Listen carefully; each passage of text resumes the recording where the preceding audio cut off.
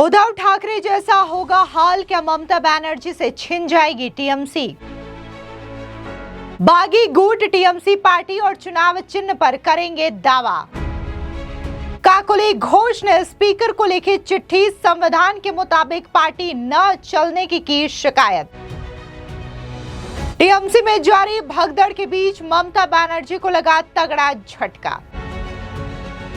ममता बनर्जी की party TMC में लगातार भगदड़ मची हुई है। पार्टी के दिग्गज नेता खुल करके ममता बनर्जी के खिलाफ बगावत कर रहे हैं और पार्टी से इस्तीफा दे रहे हैं। इस बीच बड़ी खबर ये सामने आ रही है कि अब ममता बनर्जी से उनकी पार्टी टीएमसी भी छिन सकती है। जी हां, यानी कि ममता बनर्जी का हाल भी महाराष्ट्र के राजनेता उद्धव ठाकरे जैसा हो सकता है, जिनसे उनकी पार्टी और चुनाव चिन्ह दोनों ही छीने जा सकते हैं। सूत्रों के हवाले से खबर आ रही है कि बागी गुट अब चुनाव आयोग पहुंच करके टीएमसी पार्टी पर दावा कर सकते हैं। आपको बता दें कि सांसदों के बागी गुट का नेतृत्व करने वाली ममता बनर्जी की कभी बेहद करीबी रही काकोली घोष ने स्पीकर को खत लिख करके यह शिकायत की है कि पार्टी संविधान के मुताबिक नहीं चल रही है।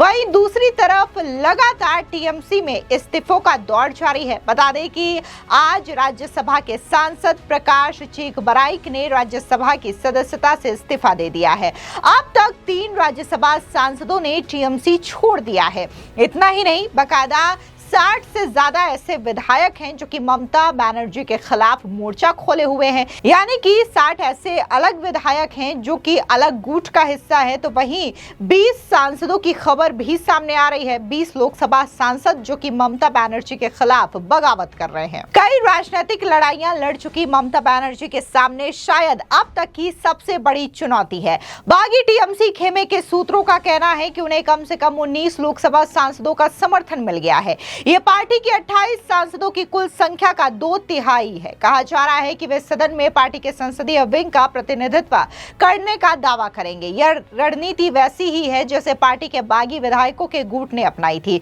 जिसने पश्चिम बंगाल विधानसभा में पार्टी के विधायी विंग पर कब्जा कर लिया था।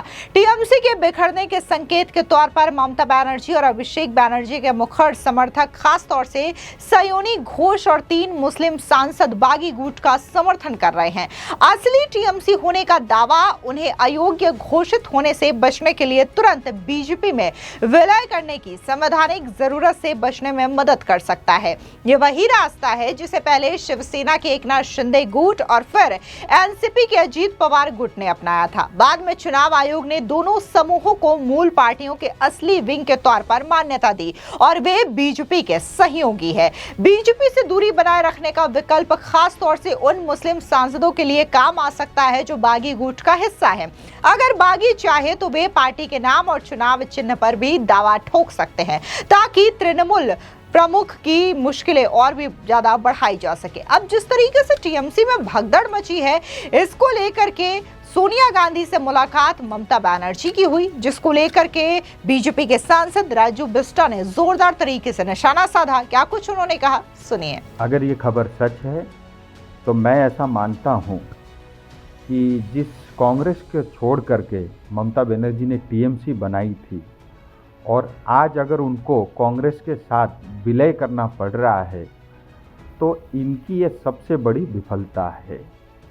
और मैं इसको घर वापसी नहीं मानता, मैं मानता हूँ कि ममता बनर्जी ने आत्मसमर्पण किया है।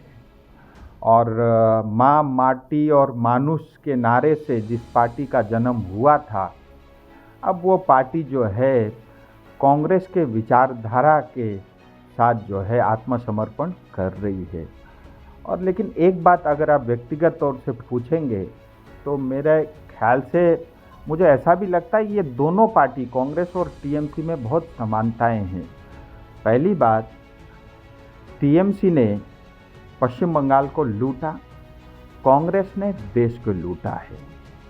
और टीएमसी और कांग्रेस इन दोनों की सोच हमेशा देश विरोधी सोच रही है और दोनों ही घुसपैठ के पक्ष में हमेशा खड़े रहे, देश के विरोध में खड़े रहे। और उससे भी मज़ेदार बात यह है कि ममता दीदी के पास जूनियर पप्पू है और सोनिया जी के पास जो है सीनियर पप्पू है, तो बहुत समानताएं थी। तो बनर्जी ने कहा जो लोग की है उन्होंने कहा कि 68 एमएलए तो है ही, और काफ़ी 64 अभी हो गया है, तो तृणमूल कांग्रेस तो ममता बनर्जी का है ही नहीं। देखिए, टीएमसी पश्चिम बंगाल में साफ है, और इसीलिए मुझे लगता है कांग्रेस और टीएमसी, क्योंकि एक पश्चिम बंगाल में फेल, दूसरा पूरे देश में फेल, और दोनों फेल पार्टी मिल करके एक लार्जेस्ट जो है देश में फेल्यूर पार्टी बनाने का प्रयास है। मुझे उसमें कोई टिप्पणी नहीं करनी, लेकिन कांग्रेस के विधायक मुझे लगता नहीं वो आज के दिन में शायद वो टीएमसी के साथ है। मुझे इस पे बहुत संदेह है। मैं आंकड़ों पे नहीं जाऊंगा, लेकिन जो कुछ भी हो रहा है टीएमसी में, अब बीजेपी को कुछ बोलने की आवश्यकता नहीं है। टीएमसी के नेता खुल करके मीडिया में खुद ही 15 साल का इनका जो भ्रष्टाचार था, इनकी जो करतूतें थी, वो मीडिया में खुल के अपने आप बयान कर रहे हैं। माना जा रहा है कि इस ग्रुप में शताब्दी रॉय, बप्पी हल्दर, पार्थ भौमिक, आसित कुमार मल, पूर्व अंतर्राष्ट्रीय क्रिकेटर यूसुफ पठान, खालिदुर रहमान, अबू ताहिर खान, मिताली बाग, कालीपदा सरेन, खेरवाल, शर्मिला सरकार, रचना बनर्जी, जगदीश चंद्र वर्मा और अनूप चक्रवर्ती, दीपक देव अधिकारी, जून माल्या, प्रसून बनर्जी, सयोनी घोष और माला रॉय शामिल हैं। बता दें कि राज्यसभा में इस क्षेत्रीय पार्टी ने सुष्मिता देव के रूप में एक और सांसद खो दिया है, जो कुछ दिन पहले तक ममता बनर्जी का समर्थन कर रही थी और अब उनके बीजेपी में शामिल होने की उम्मीद है।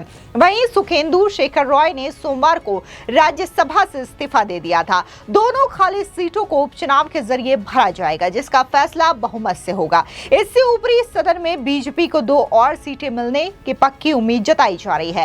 असल में टीएमसी में फूट, डीएमके का कांग्रेस से अलग होना और आम आदमी पार्टी के राज्यसभा ग्रुप का कमजोर पड़ना, आम आदमी पार्टी के 7 सदस्य बीजेपी में शामिल हो गए थे। इन घटनाओं ने बजट सत्र के बाद संसद का माहौल बदल दिया है। इससे सरकार को काफी फायदा हुआ है और उसे अपना एजेंडा आगे बढ़ाने के लिए ज्यादा गुंजाइश मिल गई है। इसमें महिला आरक्षण बिल भी शामिल है, जिसे विपक्ष ने टीएमसी और डीएमके की मदद से पहले ठुकरा दिया था। तृणमूल के लिए सदस्यों का इस तरीके से पार्टी छोड़ना उसके अस्तित्व पर संकट जैसा है। पार्टी छोड़ने वालों की वजह से ममता बनर्जी अब बस कुछ ही लोगों की वफादारी पर भरोसा कर सकती है।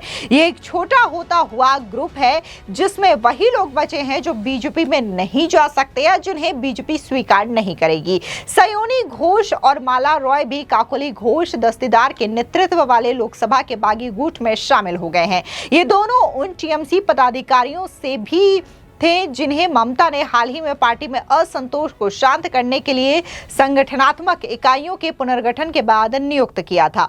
कुल मिलाकर के जिस तरीके से टीएमसी में यह बड़ी बगावत देखने को मिल रही है, इसने जाहिर तौर पर ममता बनर्जी को पश्चिम बंगाल में हुए चुनावी हार के बाद एक कई झटके दिए हैं। लेकिन इस बीच खबर ये आना सूत्रों के हवाले से कि अब टीएमसी जो बागी गुट है, वो असली टीएमसी का दावा ठोक सकता है, यानी कि जल्द ही ऐसा भी हो सकता है कि ममता बनर्जी का हाल जो है वो उद्धव ठाकरे जैसा हो जाए, यानी कि ममता बनर्जी की बनाई पार्टी उनसे छिन जाए, चुनाव चिन्ह भी उनसे छिन जाए। फिलहाल इस पूरी खबर को लेकर के आपकी क्या राय है, कमेंट सेक्शन में जरूर बताएं। धन्यवाद।